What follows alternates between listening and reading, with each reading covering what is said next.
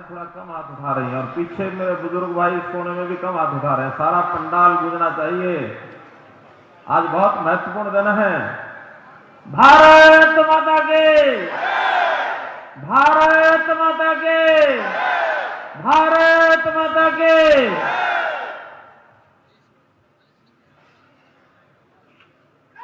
आज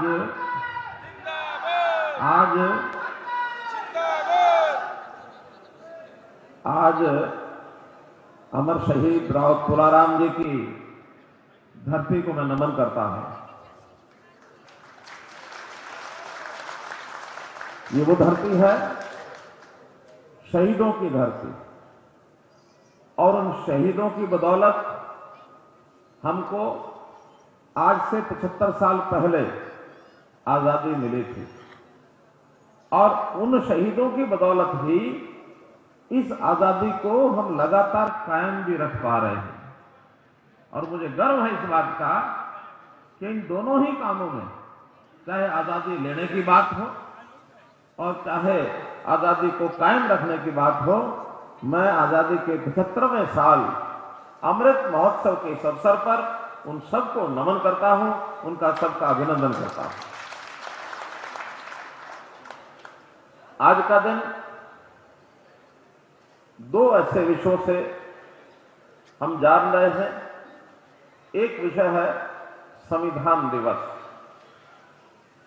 संविधान दिवस यानी देश की आजादी के बाद डॉक्टर भीमराव अंबेडकर जी के नेतृत्व में जो एक संविधान सभा बनी थी, और उस संविधान सभा के जिम्मे यह लगाया था कि आजादी तो हमें मिल गई, लेकिन आजादी मिलने के बाद हमारा रहन सहन, हमारा जीवन यापन, हमारे सारे सिस्टम, हमारे कानून, हमारी सरकारें, केंद्र सरकार, राज्य सरकारें या फिर पंचायती राज की सरकारें, ये किस प्रकार के काम करेंगी आखिर एक सभ्य जीवन को व्यतीत करने के लिए, मानव जाति को सुखी करने के लिए नियमों का पालन करना होता है। तो नियमों के ग्रंथ को, ये पवित्र ग्रंथ जो संविधान बनाया गया, इसमें सालों साल लग गए थे बनाने में, और आज के दिन 26 नवंबर को उसको देश की जनता को समर्पित किया गया था। लागू हुआ था 26 जनवरी को, 2 महीने बाद, लेकिन 26 नवंबर को और वो समर्पित किया गया था। तो इस अवसर पर मैं डॉक्टर अंबेडकर को और जो भी उस समय के संविधान सभा के सदस्य थे, उन सब के प्रति कृतज्ञता जाहिर करता हूं कि इस आजादी की खुली सांस में आज हम हवा ले पा रहे हैं, तो अपने संविधान के कारण से ले पा रहे हैं। जब देश आजाद हुआ उस समय हमारा देश एक नहीं था, राज एक नहीं था, 550 रियासतें थी, और उन 550 रियासतों को अंग्रेज ने तो ये मन बनाया था कि ये अलग अलग रहें तो ये आपस में लड़ते रहेंगे, इनकी आजादी बेकार हो जाएगी। लेकिन नहीं, संविधान सभा के बाद उस समय के अपने जो होम मिनिस्टर थे सरदार वल्लभ भाई पटेल, लौह पुरुष जिनको कहते हैं, उनके जिम्मे लगाया गया कि इन रियासतों से सबसे बात करो कि क्या ये अपने अपने संविधान को बनाएंगे या भारत का जो संविधान बना है उसके अंतर्गत आकर के और एक देश, अखंड देश, इसके अंतर्गत आएंगे। तो सिवाय 3 रियासतों को छोड़कर लौह पुरुष सरदार वल्लभ भाई पटेल ने सभी 550 रियासतों को तैयार कर लिया कि हम भारत के संविधान के अंतर्गत रहेंगे और ये देश आजाद भारत, इसमें एक जीवन अपना व्यतीत करेंगे लोकतंत्र के तरीके से। उन्होंने सबने माना, जिसका स्वरूप आज उत्तर से दक्षिण, पूर्व से पश्चिम, ये हमारी 130 करोड़ की आबादी, दुनिया का सबसे बड़ा लोकतांत्रिक देश सीना चौड़ा करके जी रहा है और दुनिया में अपना स्थान बना रहा है। तो भाइयों बहनों, आज के दिन संविधान सभा के अवसर पर सारे देश में ये गूंज चल रही है। मैं इस अवसर पर आप सबको बहुत बहुत बधाई, बहुत बहुत शुभकामना देता हूं। और एक दूसरा प्रसंग 26 नवंबर का कुछ बुद्धिजीवी लोगों को याद होगा, जिनको इतिहास याद है, ज्यादा दूर का इतिहास नहीं है। 2008 26 नवंबर की घटना है, जब ये आतंकवाद, इसका बोलबाला देश में बढ़ रहा था। आतंकवादियों ने आज 26 नवंबर 2008 को मुंबई के ताज जो होटल है उसके ऊपर आक्रमण किया था और उस आक्रमण को एक प्रकार का 166 नागरिक उसमें मारे गए थे। 166 बहुत बड़ा नरसंहार हुआ था। तो इस आतंकवाद की समाप्ति के लिए आज का दिन याद किया जाता है। भारत सरकार ने उसके ऊपर बहुत काम किया और उसके बाद आतंकवाद को लगातार कुचला जा रहा है।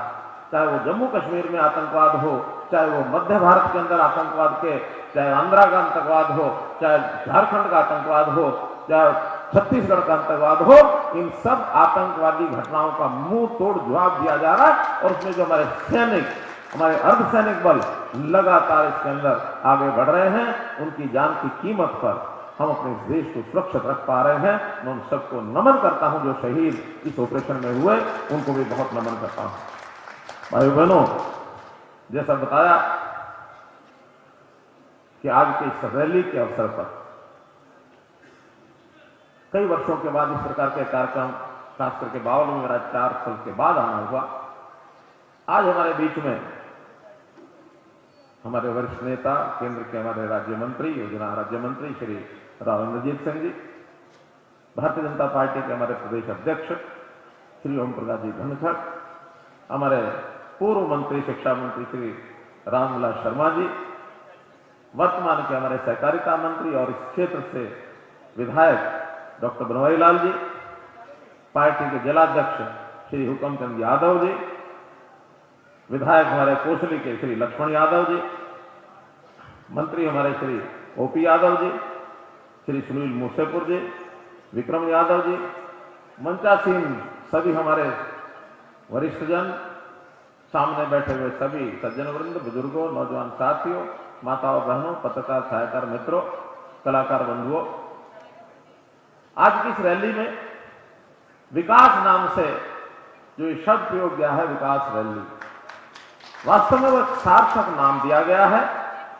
क्योंकि जैसा बताया राव साहब ने कि 19 प्रोजेक्ट ऐसे हैं, या तो उनका उद्घाटन किया गया है और या उनका शिलान्यास किया गया है, और 223 करोड़ के ये सब प्रोजेक्ट हैं, जो कितनी बड़ी राशि के सारे प्रोजेक्ट। इसके लिए भी मैं आपको बहुत बहुत बधाई, बहुत बहुत शुभकामना देता हूं। हम लोगों ने 2014 में सत्ता संभाली थी और आपको ध्यान में होगा, पिछली सरकारों की तरह नहीं, हमने घोषणा की थी और वो घोषणा थी कि सबका समान विकास होगा। हरियाणा एक, हरियाणवी एक, ये नारा देकर के हम आएंगे। और खास करके अगर थोड़ा सा किसी को तरफदारी भी करनी होगी, अगर किसी को महत्व ज्यादा देना होगा, तो जो पिछड़ा क्षेत्र है उसको महत्व ज्यादा देंगे, ताकि कैसे उस पिछड़ेपन को हम दूर कर सकें। और ये दक्षिण हरियाणा माना जाता था कि पिछड़ा है, लेकिन हमने सबसे ज्यादा काम इस दक्षिण हरियाणा के पिछड़ेपन को समाप्त करने के लिए किया। पहले दिन से 2014 26 अक्टूबर से और आज तक जितनी आवश्यकता यहां की बताई गई है, उन सबको हमने पूरा किया है। और जो यहां की मुख्य समस्या, वो पानी की समस्या, जैसे पूर्व वक्ताओं ने बताया, हमने पहले दिन से उस पर काम करना शुरू किया। चाहे वो लिफ्ट इरिगेशन का काम था, चाहे वो माइक्रो इरिगेशन का काम है, चाहे या पानी जो है वर्षा के दिनों में उसको ज्यादा भेज करके यहाँ के इलाके के पानी का लेवल कैसे ऊंचा उठाना है, सब काम हमने किए। ये मसाणी बांध यहां से दूर तो नहीं है ना, मसाणी बांध पिछले 3 वर्ष से हर बार हम भरते हैं, 8 फुट से 10 फुट तक पानी उसमें आता है। और आज आप 3 साल पहले का लेवल जमीन के पानी का और आज का लेवल उठा के देख लें, मुझे लगता है कि 10 फुट से 15 फुट ऊपर पानी आ गया होगा। किसी का अनुभव हो तो जरा हाथ पकड़ करके बता दो, 10-15 फुट पानी आया कि नहीं ऊपर आया? क्या लेवल उठा है? आगे जाके 20-30 फुट भी आया है, लेकिन 10 से 15 फुट पानी ऊपर आना ये बहुत बड़ा एक मायने रखता है। आखिर जमीन का पानी हम लगातार दोहन कर रहे हैं और लगातार दोहन करेंगे और पानी को हमने जमीन में पहुंचाया नहीं, तो जमीन का जो भीतर है, जमीन का गर्भ है, ये सूख जाएगा। और सूख गया तो आगे आने वाली पीढ़ियों को जमीन तो दे जाएंगे, क्योंकि उसका कुछ जाएगा नहीं, जमीन जहां है वहीं है। लेकिन जमीन के अंदर पानी नहीं होगा तो ये खोखली जमीन, ये सूखी जमीन हम देके जाएंगे। इसलिए पानी को भी अपनी विरासत में जोड़ो। और हमने तो उत्तर हरियाणा, मध्य हरियाणा, जहां धान ज्यादा होता है, उन लोगों को निवेदन किया है कि आप लोग धान की बुआई कम कर दो, और जो धान की बुआई नहीं करेंगे और फसलें बोएंगे उसको हम 7,000 रुपए एकड़ ये इंसेंटिव देंगे। और मुझे खुशी है कि वहां 1 लाख एकड़ धान की बिजाई कम हो गई है इस कारण से।